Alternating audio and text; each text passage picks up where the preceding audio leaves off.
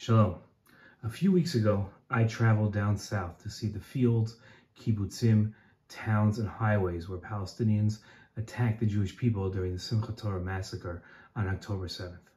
I was given a personal tour by the spokesperson of the Israeli police, Dean Elsdunne. While there, I shot a few videos that I've put for you to watch. It was an incredibly difficult day for me, and you'll hear it in my voice. If you haven't been to these places since the attack, please watch this video so you'll get a better idea of what our enemies did to us. Thankfully, since that day, our enemies have paid for their savagery. May God grant us victory, protect and bless our soldiers, vanquish our enemies, bring our hostages home, and bring peace and security to the Jewish people. So I just spent the morning at various different places down here in the south where the attacks of the Simchat Torah massacre on October 7th occurred. And I want to show you the attacks. I want you to see the different places. We're going to go to the Nova Music Festival, and we're going to go to Kfar Aza, and we're going to various different places throughout the south to see things that are indescribable. They're just, I've studied the attacks, I've seen the videos of the attacks, I've read the accounts of the attacks, and seeing it with my own eyes just puts a whole different perspective on it. I'm still processing, obviously. It's only a couple of minutes after I finished, and it's very, very difficult.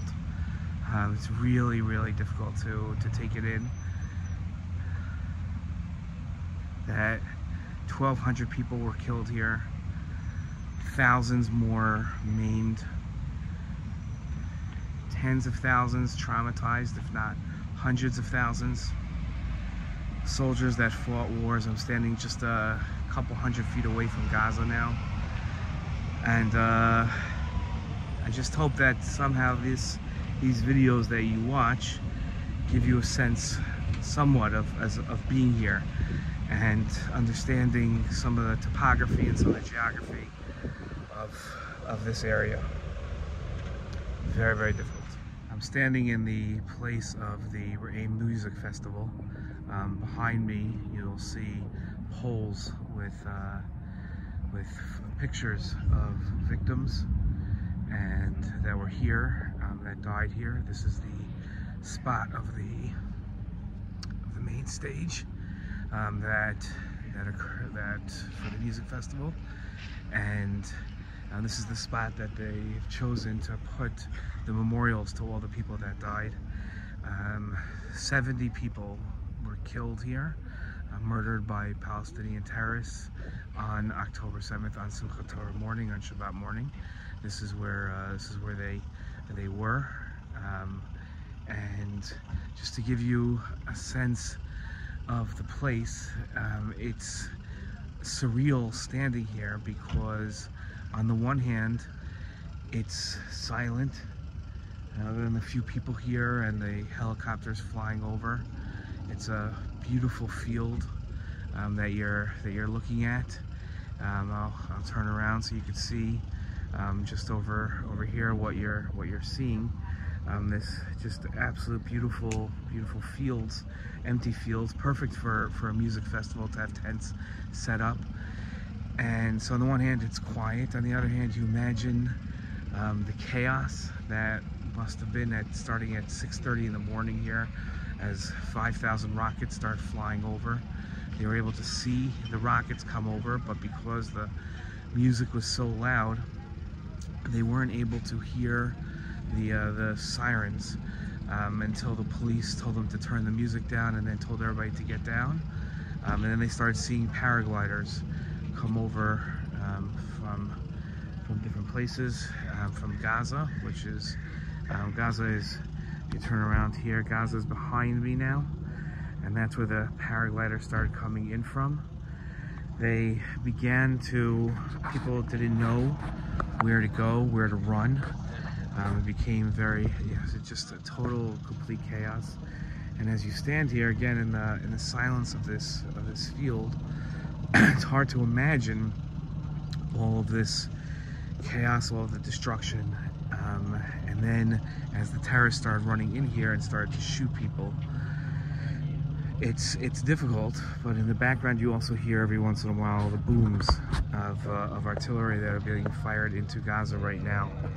I'm going to take you to one spot that I found especially poignant here at the music festival. So I've only walked a couple of feet since my last video, and this is, you can see here, it's kind of like a road. It's a pathway here, and when the people from the paragliders from Gaza started coming over here, so picture a festival here with the main stage and rockets flying over, them being intercepted, and then paragliders coming in.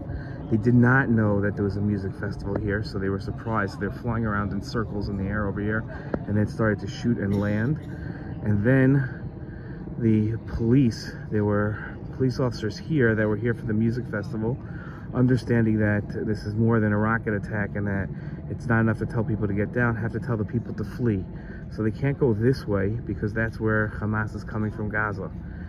They begin to send them this way through this kind of pathway and forest, and understand that as they're running this way, to the right is one kibbutz, to the left is a different kibbutz. Those are under attack, and the police are getting calls and being told, so the only way they can go is straight. And you can see there's a road straight ahead of us. That road is the road that you see the pictures of the burnt cars. So people are running this way, and the heroes of the day are the police officers. I'm going to show you one memorial to a police officer. Each of these police officers that died, there were 17, if I'm correct, I have to check my notes, 17 police officers that died in this area. This is a picture of one of them, of Debbie Abraham, who was killed here. Each of these police officers was found, with no bullets left in their guns. They fought to the very last minute, and they killed a Hamas terrorists, Palestinian terrorists, but there was too many of them. And just imagine these fields, people screaming, yelling, gunshots going off. The terrorists had brought 50 caliber machine guns, which are these huge machine guns. They brought the regular machine guns, the AK-47s that we're used to seeing, and the RPGs that could take out tanks.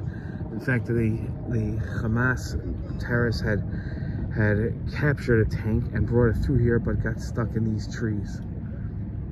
So as you're seeing this, again, you can hear there's barely anything in the background here. You can sometimes hear a helicopter flying overhead, but the sense of quiet, I'll tell you what it reminds me of. It reminds me of visiting the concentration camps and how it's just quiet and peaceful, but you know that something horrific has happened here. That's what this feels like. I'm standing in Kfar Aza, and you're looking around at the different, you see, it looks like a kibbutz, like a little yishuv. On the way in, you see a little destruction. It doesn't look anything like any other place in Israel. And then you notice something. It took me a couple of seconds. First you see it, and then you just look away. You don't really take notice of it. But look right behind me. There's a sukkah standing here. Which, okay, it's a sukkah. No big deal. There's sukkahs everywhere, except for the fact that we're standing the beginning of Shvat in the middle of January. If it's nice weather, so it doesn't feel like it. But nobody has their sukkah up this late. And then you realize that time has stood still since the attack. And why in the world is there a sukkah up? Because the owners of this house and the owners of the sukkah have not come home to take it down. And it gives you a certain sense of the timeline and the devastation, because when something is truly devastating, people can't get past it. And it's very hard to move forward from it. You're always being brought back into it. And something like just this sukkah, which is designed to provide protection, it symbolizes how God protected us, and now stands here as a sign of the day that we were not protected. It's difficult, very, very, very difficult. We're in the Hasidim house. This is one of the only houses in what they call the Valley of Death that you're allowed to come into. The family has set it up as a place that you can see. The holes in the roof are shrapnel holes from a grenade. The parents of the children, Noah and Sivan, that lived in here, set this up as a place people could see. This is a sign that says Sriadam ala Safa, which means that their body parts are on the couch. This is what it looked like in the days afterwards. These are the people that lived here. And I don't want to, it's unreal what you see here. And destruction, absolute devastation that are found here. You could see just how bad it was. And these are the text messages that Sivan and Noah were sending. It says Shimon, what's going on? And he says, we're okay, we're in our bomb shelter, but worry for us. And he says, what's going on outside? He says, they shot at our house. And he says, are there soldiers? And he asks him if he's still there, and no answer. This is unreal when you see this in person and what went on here. So I just want to show how close Gaza is. You can see behind me here. This is Gaza. This is the fence for Kfar Gaza, and then watch how close this is. So we're turning around here, and here are the houses. So they broke through. The terrorists, Yimach Shemam, broke through this fence. They came in through here. You could see pieces. Back up here, so you could see pieces of the old fence that are lying here on the floor. This is a new fence that we're looking at. And then you see the old fence here. And then they broke through. They came through here. And then, came through, and those are the houses of the Banim Mamshechim, of the young couples that lived right here. They were the first targets. They were right here as the terrorists broke through. It's absolutely incredible how close this was, and how easy it was for them to break through. I hope you've learned about the dreadful attacks the Palestinians perpetrated against us on Simchat Torah on October 7th. I hope it will inspire you to pray more, be a better person, and a stronger Zionist. May God grant us victory, protect and bless our soldiers, vanquish our enemies, bring our hostages home, and bring peace and security to the Jewish people.